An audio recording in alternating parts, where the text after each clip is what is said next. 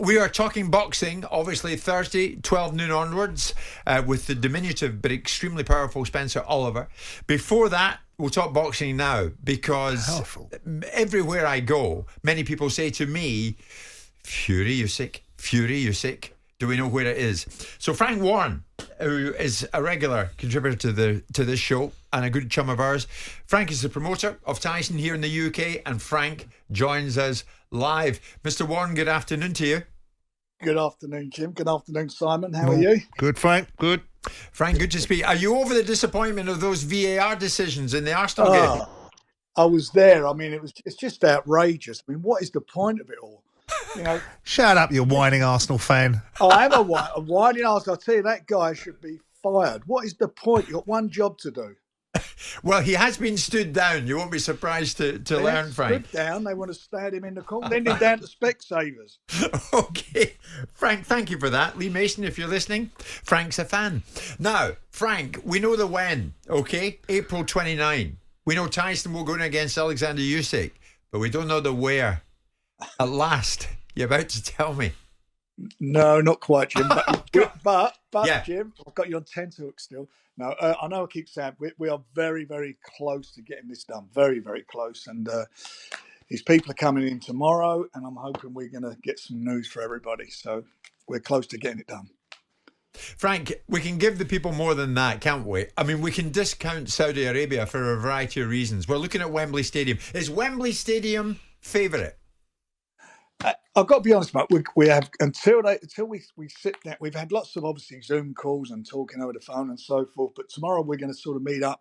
Alex Krasnick, who's these promoters coming. He's actually coming to the Manchester City Arsenal game with me, and I'm hoping that if I can get him enough wine down here and that we can do the deal. Well, actually, Simon and I will be at that match, so we might see if we can get a word with you, Mr. Crashit. Exclusive. Yeah, we'll find you a box. I mean, Frank, some of the numbers involved. If it was going to head to Saudi, then these two would probably never. Tyson doesn't need to fight again. Probably neither does Usyk. But these two are going to come in for an enormous amount of money, maybe as much as between them 170 million. But we know they would get nowhere near that if it's staged here in London. Well, that's obvious, because the thing is, Jim, if we go abroad, then you go there for a premium. That's the reason you do it. It's same as anybody who goes to Saudi or any of the countries, the World Cup in Qatar. You go there because they're paying a premium to establish themselves on the world sporting map. If not, then we get down to the reality of what it'll all be at Wembley, where the numbers are what they are. You know, I think, I mean, we broke the box office record last time with a fight with Dillian White last April. If we get this one on, I think that will break that record. Yeah, I think that's right, Frank. I mean, ultimately, can you confirm that in the money side of things, because we know that going and fight in the Middle East, whether if it was Qataris talking to you guys or the Saudis or whoever it was that were talking about these astronomical figures, if this drops away, and I personally hope it does, I'd much prefer the fight to be in Wembley for the British boxing fan. If we get to that point, Frank, where that's the game in town, we're not going to see this fight fall away because the monetary side of things gets nowhere near the halcyon suggestions that the Saudis would pay. We're not going to get this pushed back into the long grass because Eid and Ramadan are coming up and the timing of the fight won't make it happen until later in the year. We're not going to lose this April 29 date, are we? No, we're not, and we can't, because the governing bodies, the four governing bodies, are not going to keep letting this go on and on and on. They're going to start calling, well, Tyson not mandatory, but as you know, Usyk, who has 3 belts, is, and his first mandatory, if they call it, will be against Daniel Dubois. So the situation is that it's got to be done. It's got to be dealt with this week, because otherwise it just won't happen. And that will be just bad for boxing and bad for everybody in the sport if we don't make it happen. You don't need to confirm or otherwise, Frank, that it's the venue. But have you booked Wembley Stadium on that day, on the 29th? Well, we've got a pencil on it for obvious reasons, just in case we've got to make sure we got some insurance. So there's a pencil on the date.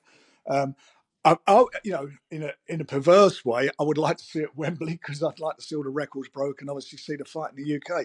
But from the boxers and their bank managers' point of view, they obviously would like to maximise what they can earn for a historic fight, which is a historic fight, 4 belts on the line. I mean, it would sell out in minutes, Frank, wouldn't it? Oh yeah. Well, we sold out back in April. We sold out in.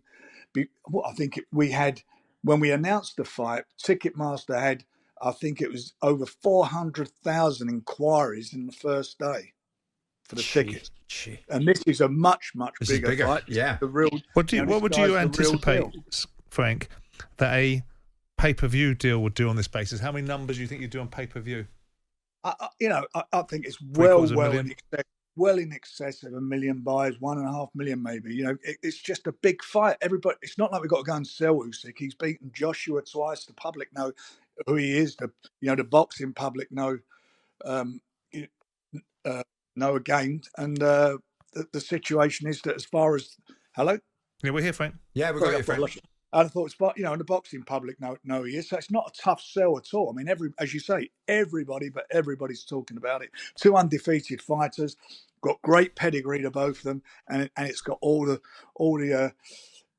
everything about it is going to be a great fight. It's going to be a great fight. When you come on live, it gives us the opportunity to ask you questions straight, Frank. So I'll do it. Amidst all this talk, there are reports that Tyson has reportedly held talks with Deontay Wilder about a 4th fight at Wembley if the Usyk thing falls through. Any truth in it? Not to my knowledge at all. Not to my knowledge. Not to your knowledge? No, absolutely. I mean, I spoke with him this morning. I mean, that's not, that's not happened. What I understand, they're trying to. They're going to. I think he's been ordered to fight Ruiz, isn't he, to get them to become the mandatory. I mean, would anybody want to see Fury fight Wilder again? Yeah, I think they would buy into it. I mean, I think it'd be the same outcome. But I mean, he had Tyson in the last fight in trouble a few times. Yeah, and Tyson came through it. So I mean, every fight he's had with him has been a great fight to watch for different reasons. In the hopefully unlikely circumstance that this were to be a fight that fell out of bed, and I think people would be quite despondent about the credibility of boxing if this fight doesn't get made, because you've got an opportunity to make an undisputed. They're very rare and they should be taken when they're here. But if it were, Frank, who would Tyson fight? I mean, we've got Joyce coming out already, so he can't have that fight. And I know that would be a fight that you'd like because they're both your fighters. Where could Tyson go if this Usyk situation doesn't manifest itself? Well, if it doesn't happen, and I'm not being pessimistic about it, because I think we've got a great chance of making it happen. Yeah. But if for any reason it weren't to happen, then he'd have to fight somebody who's ranked in the top 10 of the WBC and highest ranked available contender. Such as who?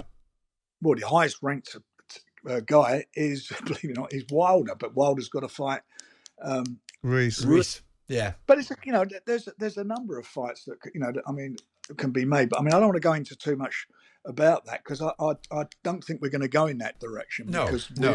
Well, I mean, you're only meeting Alex Krassyuk tomorrow night at the Emirates for one reason: to talk about your man Tyson fighting his man Usyk at Wembley, aren't you?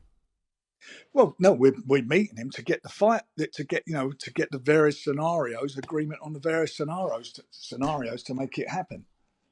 Can I just, without put you in a sort of cleft position, I'm trying to do that. The ultimate scenario is you guys will go where the money is. Yeah. So that's got nothing to do with the conversation you're going to have tomorrow, because if the Saudis don't pony up the money and the dates that you want to fight on, you're going to end up in Wembley. I'm assuming you've done your deal between the two fighters of distribution. So it's, without being disrespectful, isn't it a slightly moot conversation tomorrow evening, given that ultimately you're just waiting to be told whether you can fight in Saudi or backstopping in Wembley, aren't you? No, there's a couple other things that, which I don't want to go into at the moment, Simon, because I need to sit down and do this face to face with him. So I don't want to compromise the negotiations tomorrow. But there's a few more hurdles to be for both sides to get over. But I mean, they're not insurmountable hurdles, are they? They're not. No, not at all. I don't believe so. And the big scenario, the defining scenario, is location, isn't it? Rather than anything else, isn't it? It's location. Yeah, that's the main situation. So tomorrow evening, I'm in one of the executive boxer bars. If I pop up like a demented Cadbury's parrot and put my head around the door, I'm going to get information from you live, am I? Depends how much I've had to drink. I would like it, Frank, if you get them chucked out. Frank, thank you very much indeed. Good night for you. Before you go, let's talk about a very important show we got this week on Friday at York Hall.